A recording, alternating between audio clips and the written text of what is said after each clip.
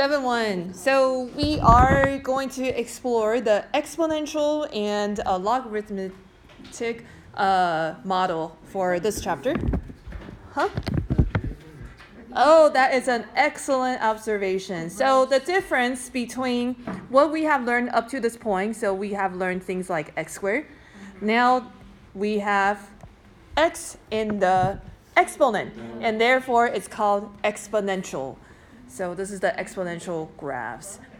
Okay, so since we don't know how 2 to the x looks like, we are going to take out our xy chart and we're going to put in numbers. So let's go ahead and start at -2, -1, 0, 1, 2. So whatever x I have, it goes into 2 to the x. Okay, so -2 goes into 2 to the x, becomes 2 to the -2.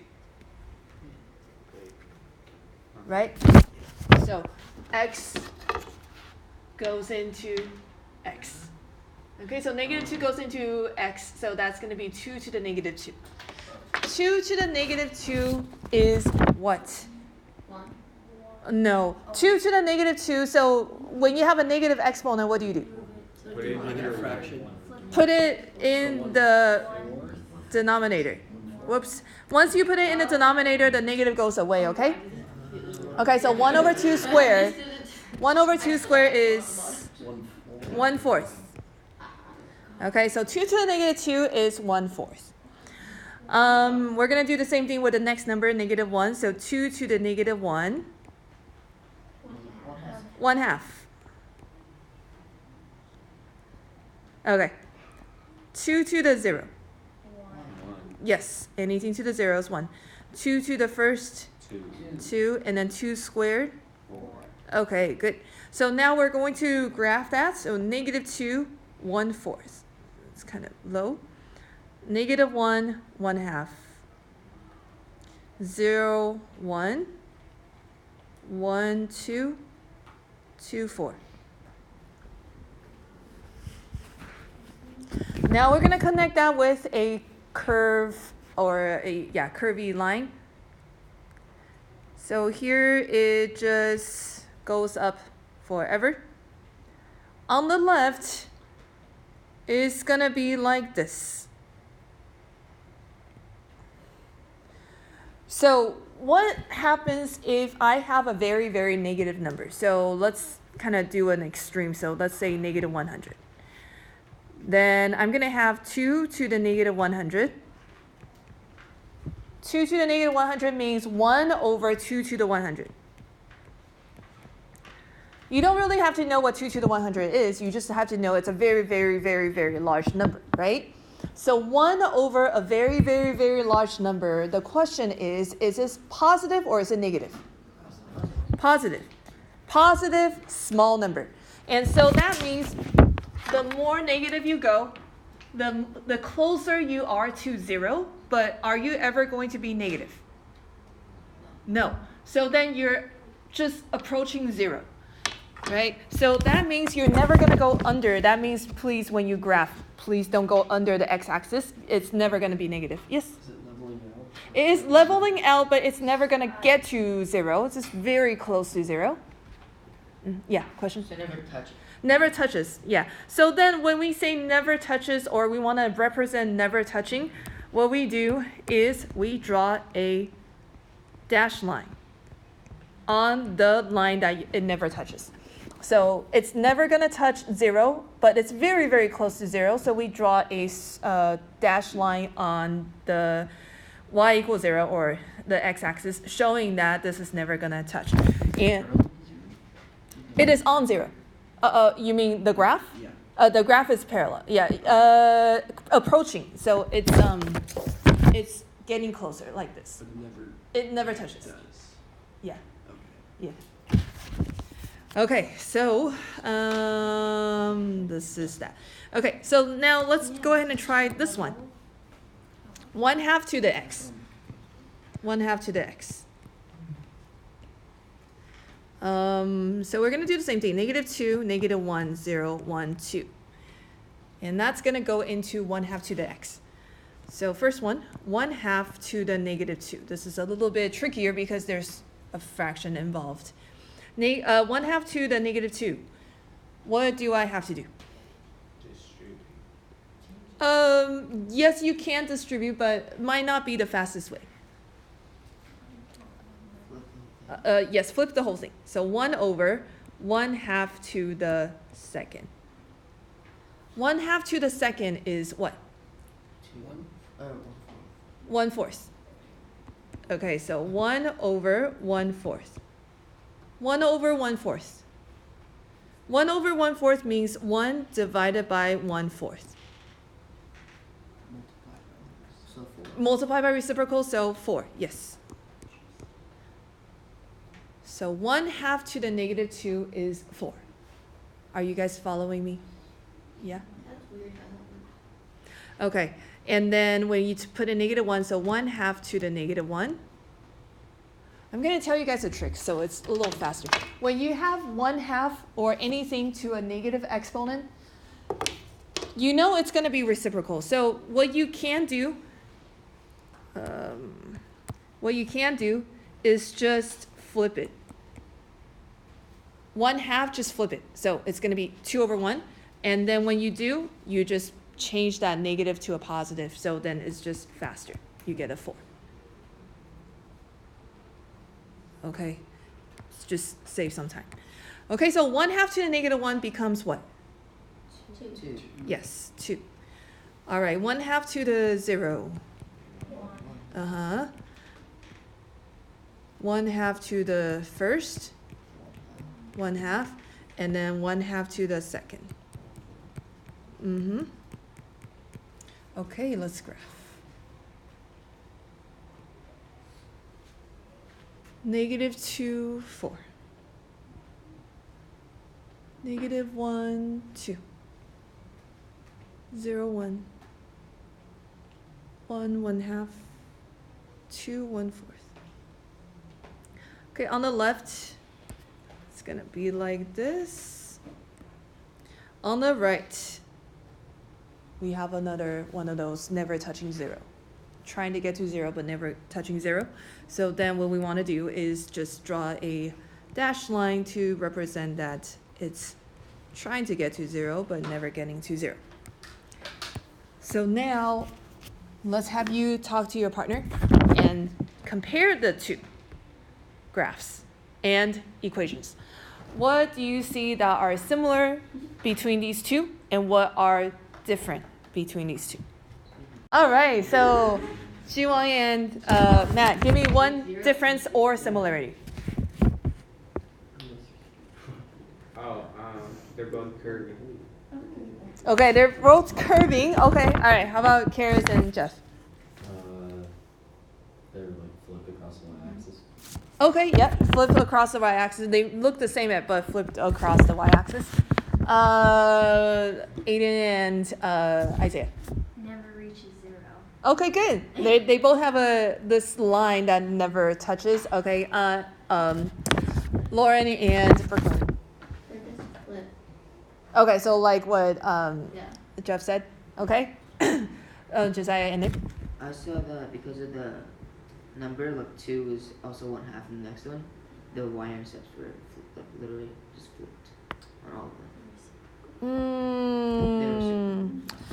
They look kind of like reciprocal of each other. How about Kendrick and Lynn? You don't know? How about Kendrick? Oh, say something. You guys had time to discuss. Think of something. What do you see that's similar between them or different? I will give you guys one more minute. You have to come up with an answer. All right, Ellen and Jackson. They're both above the x-axis. Okay. All right. Back to you guys. Kendrick and Lynn. Something. How about the equations? How are they similar? Or different?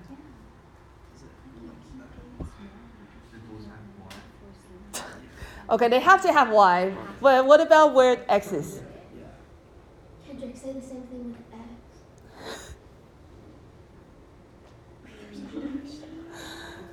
Okay, I'm gonna come back to you sometime during this hour. You have to be able to respond. Okay, so we can see that they're similar, right? They're more similar than they are different. And that is because they're both exponential graphs. But you do see that one of them goes up from the left to right, and then the other one goes down. And why do you think that is? What's causing that? Yes, the fraction. So it's this number that's causing whether one goes up or it goes down. And so let's kind of label this. So this number that is right next to x, we call this base. So it's the base of the exponential graph or equation that tells you whether it's going to look like it's increasing or it's going to look like it's decreasing. And then this a value here, we call this the initial value for the most of the time. Initial value means the starting value, or in this case, it is the y-intercept. Okay, so when b is greater than 1, you can see that the graph is going up. So 2 to the x, it's going up. So we call this, it is exponential growth. So exponential growth, that means that it's growing really, really, really fast. So for example, let's say that one person gets sick today, and this person spreads it to 2 people. And those 2 people, the next day, spread it to 2 people each person. So 4. And then those 4 people continue to spread to 2 people the next day. Yeah, it's very gross. So 8 people, and basically you're doubling every single day. That is called exponential growth. Huh? Okay. When b is between 0 and 1, it is getting smaller. So we call that exponential decay. Yeah, so it's decreasing, and we call that decay. So for example, do you guys know what half-life is? Yeah. Oh, okay. So back in my days, there's this one video game called Half-Life. It was very famous. And then so every time people say Half-Life, they're like, oh, that video game. But now I guess nobody plays that game. So nobody knows. Okay, so exponential decay means that you're, something like half-life. So let's say that you have this element, this amount. The next day, half of it will be gone. And then the next day, half of it will be gone, and so on. So then it gets smaller and smaller and smaller really, really fast, and we call that exponential decay. Okay. All right, reminder. Y-intercept is when what happens? X equals 0. Good. X equals 0. Okay. Let's see. Horizontal asymptote. So horizontal asymptote is this red line that we said it will never cross, or it's trying to get to. It is called the horizontal. Horizontal is this way, like left and right. Asymptote. All right. So this is how you say this word. Asymptote. The P is silent. So please don't try to read asymptote, and because a lot of people can get this confused with your chemistry class, which says isotope. So that they keep saying asymptote. And then I'm just like, no, that's not what it's talking about. Asymptote. Kind of like the tote you wear, but asymptote. Okay, asymptote. It is the horizontal, let's say, invisible horizontal line that the graph does not cross, usually, because next chapter is going to cross. Okay, so let's go ahead and look at some example. We need to figure out whether the function is exponential growth or decay, and then what the y-intercept is. Let's look at number 1. What number is the base? Then multiply the Okay, let's all circle the base. What do you think the base is? It's either 12 or 0.95. Oh, it's either or. Which one? Or, Okay, the number right next to x is the base. The number right next to x is the base. Okay, so is this going to be exponential growth or exponential decay? Good, because it's less than 1 or between 0 and 1. One thing to note, this is very important. You cannot multiply 12 and 0.95 together. You cannot. Because 0.95 to the x or b to the x is the function. That's the function. You can't take that number outside and then multiply because according to PAMDAS, you have to do PAMDAS the no, not save the pandas. Order of operation. Order of operation says you have to do exponential before you multiply. So that exponential is by itself. All right, this one. Exponential growth or decay? Yes. What number is the base? 2. Good. This one. Decay? Yes, it is decay. But why? Yes, you have to do the negative. So the question is, what is actually the base? Oh, 1/2. Oh, you guys are really good. But how'd you know? The reciprocal thing. Oh, okay. All right. Yes. So it's like -1 times x. Like that, right? So then if you recall some exponent rules, this is the same as 2 to the -1 to the x. So yeah, that's 1 over 2. So it's 1 over 2 to the x. So then the base is 1/2. Okay, now let's look at y-intercept. For number 1, what number is the y-intercept? I'm just guessing 12. Yes, it is 12. So this number here is the y-intercept, but remember y-intercept is when x is 0. So when x is 0, this is 1. Okay. Yeah. Oh. Wow. Okay. Number 2, what number is the y-intercept? 0.25. Yes, 0.25. And then number 3? 1. Yes, 1.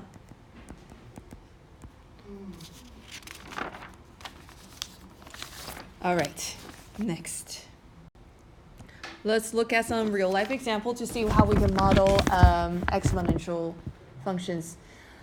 You invested $1,000 in a savings account that at the end of 6th grade. The account pays 5% annual interest. That's very good. You should invest.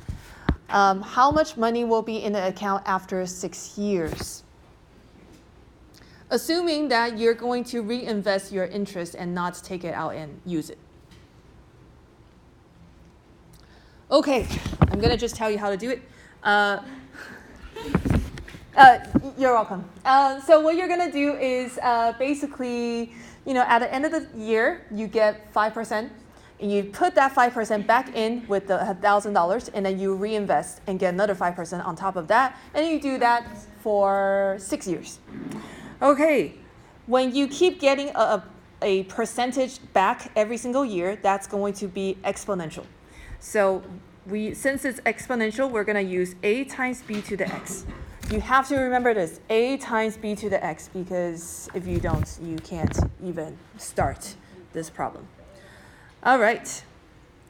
You invested $1,000. Where does $1,000 go? You have 4 letters, Y, A, B, or X? A. Okay, because it's the initial amount. If you recall from the previous page, initial, what did I say? Initial value, yeah, initial value. Okay, 5% annual interest. Very good. Yes, it is 1.05, but let's see how we can get that. So basically, it has to do with base, but it's not quite the base. So, okay, so at the end of the year, are you getting more money back or are you getting less money back? More money back. So then, B is equal to 100%. That's how much you started with, and then 5% at the end of the year. Okay, so that is 105%. That is 1.05. So essentially, base is always going to be 100%. That's always how much you start with, right? This is the initial, the original. And then you plus R. R is the rate. If you're going to add more, you add R. If you're losing money, you minus R. Okay? All right, so that is base.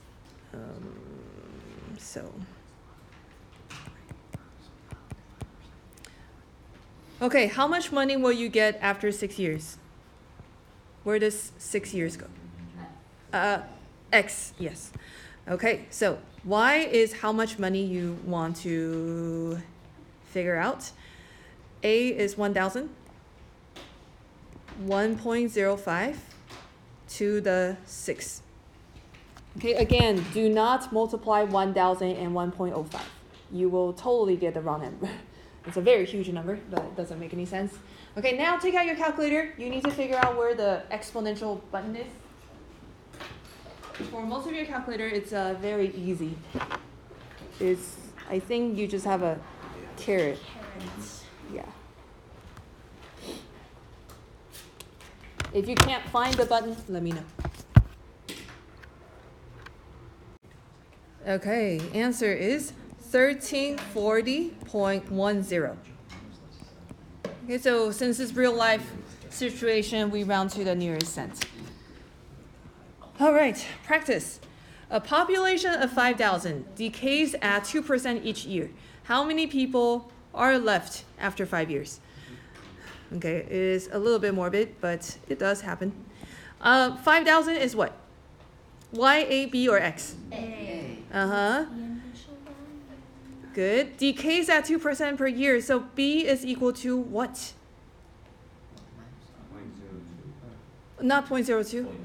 Yes, 0.98. Because you start with 100%, you're losing 2% a year. So you have 98% every single year. So 0.98.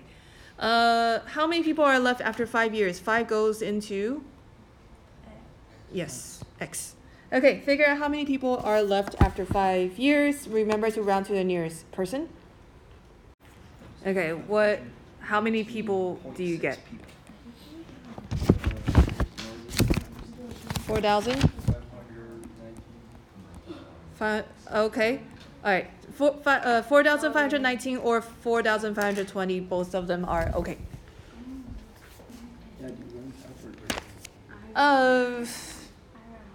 Either one is okay. To one person.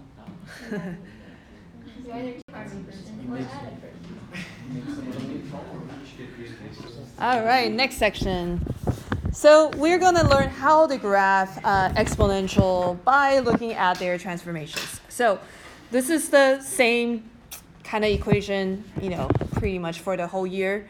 Why are we doing another lesson? Oh, because the previous one was very simple. Okay, so this is the same as before. A times b to the x. So now b to the x is your parent function. Minus h plus k.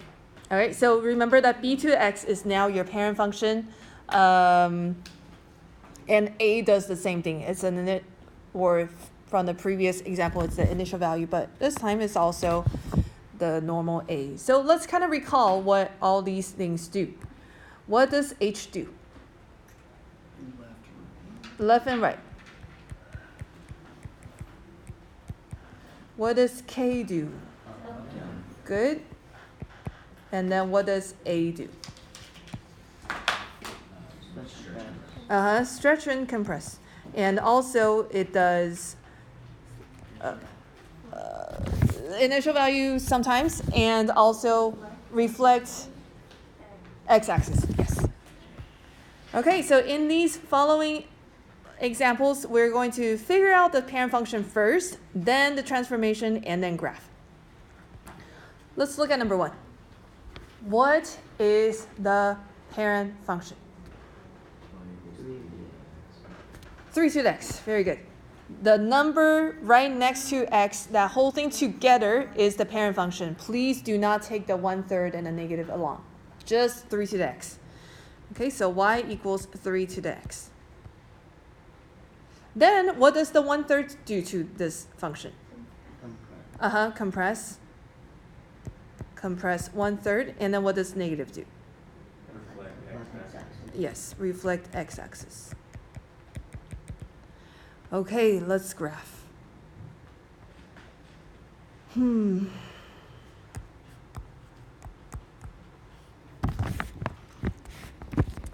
Okay, this is going to be a little bit tricky.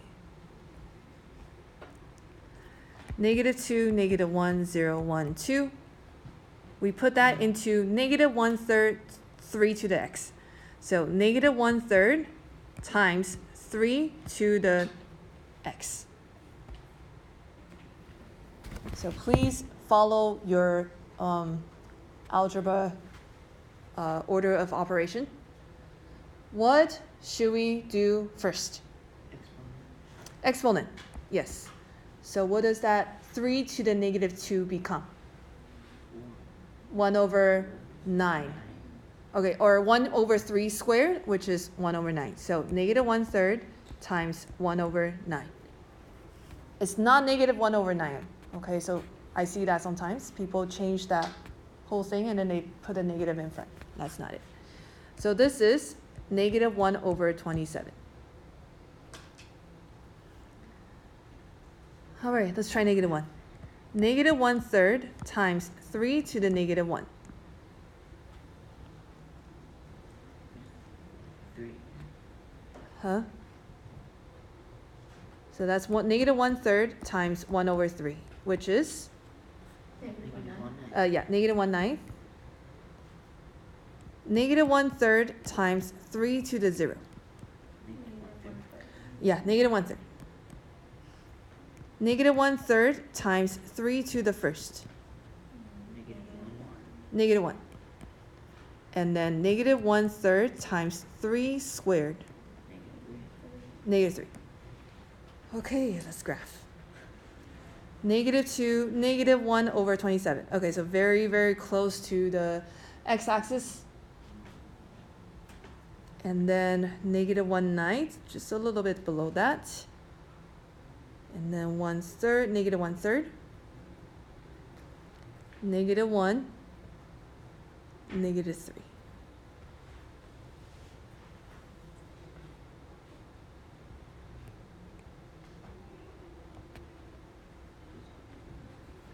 What do you guys think? Is there going to be a horizontal asymptote? Yes. There's going to be a horizontal asymptote, so make sure you don't cross it. Don't cross the x-axis.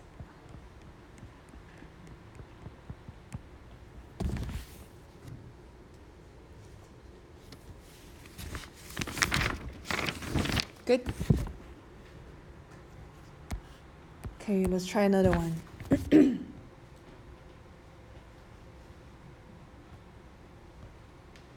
Number 2.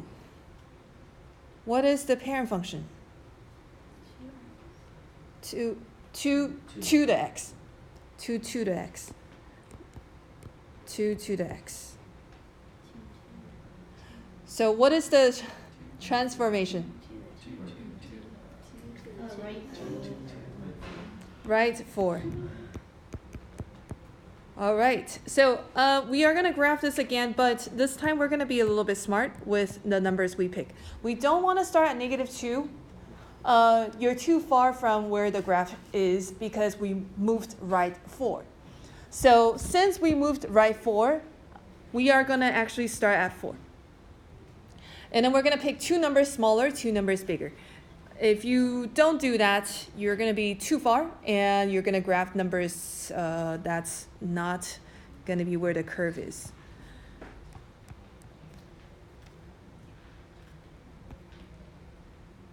Okay, 2 to the 2 minus 4.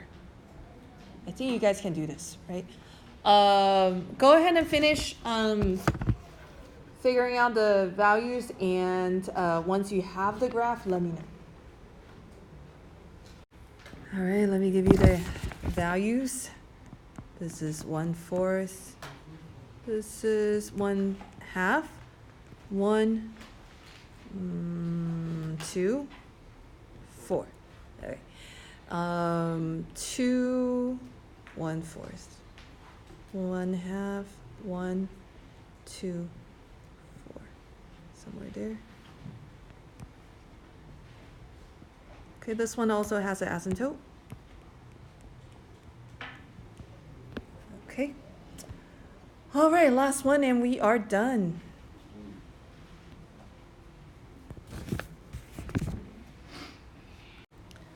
Okay, Lynn, what is the parent function?